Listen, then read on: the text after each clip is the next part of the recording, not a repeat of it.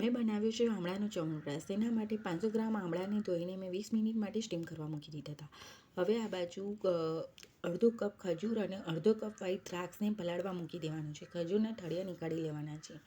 તે પલળે છે ત્યાં સુધી એક મસાલો રેડી કરીશું. તેમાં એક મોટી ઇલાયચી, 5 થી 6 નાની ઇલાયચી, એક નાનો તજનો ટુકડો, બાદિયાનું ફૂલ, 3 થી 4 તમાલપત્ર, 10 થી 12 લવિંગ, જાવિત્રી, 1 ચમચી ગુલાબની પાંખડી અને 1 ચમચી મરી, બધું ડ્રાય રોસ્ટ કરી લેવાનું છે અને તેનો ફાઇન પાવડર બનાવી લેવાનો છે.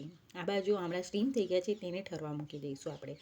અને આ બાજુ દ્રાક્ષ અને ખજૂર પણ પલળી ગયું છે. તો મિક્સર બાઉલમાં દ્રાક્ષ, ખજૂર, 1 મુઠ્ઠી તુલસીના પાન ધોઈને લીધા હતા અને આદું, તેનું પણ એકદમ ફાઇન પેસ્ટ બનાવી લેવાની છે. જો પાણીની જરૂર પડે તો ખજૂરનું જ પાણી એડ કરવાનું છે. અને આમળા પણ ઠરી ગયા હતા, તો તેમાંથી બીજ નીકાળી લેવાના છે, ઠળિયા નીકાળી લેવાના છે અને પછી તેનો પણ ફાઇન પેસ્ટ બનાવવાની છે. તેમાં પણ મેં ખજૂરનું પાણી એડ કર્યું હતું અને ફાઇન પેસ્ટ બનાવી લીધી હતી.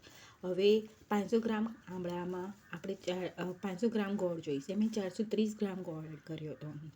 હવે સ્ટીલની કઢાઈમાં 3 મોટી ચમચી ઘી લઈને આમળાની પેસ્ટ એડ કરી દેવાની છે અને તેને ગરમ કરવાનું છે. 4 થી 5 મિનિટ માટે તેને થવા દેવાનું છે. ગોળ ઓગળે ત્યાં સુધી તેને થવા દઈશું. પછી જે ખજૂર અને દ્રાક્ષની પેસ્ટ કરી હતી તે એડ કરી દઈશું અને તેને 5 થી 6 મિનિટ માટે કૂક કરીશું. આ સ્ટાર્ટિંગમાં કૂક કરવાના સમયે બહુ ઉડશે છાંટા, એટલે ઢાંકીને તેને થવા દેવાનું.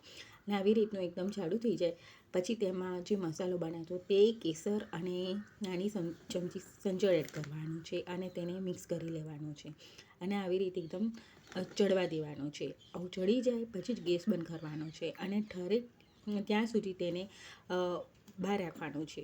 પૂરી રીતે ઠરી જાય પછી જ તેને છે ને કાચની બરણીમાં એડ કરવાનું છે. રેડી છે ચ્યવનપ્રાશ. આ ચ્યવનપ્રાશ ટેસ્ટમાં બહુ ફાઇન લાગે છે. જો તમને મારો વિડીયો ગમે તો લાઈક, સબસ્ક્રાઈબ કરવાનું ના ભૂલતા.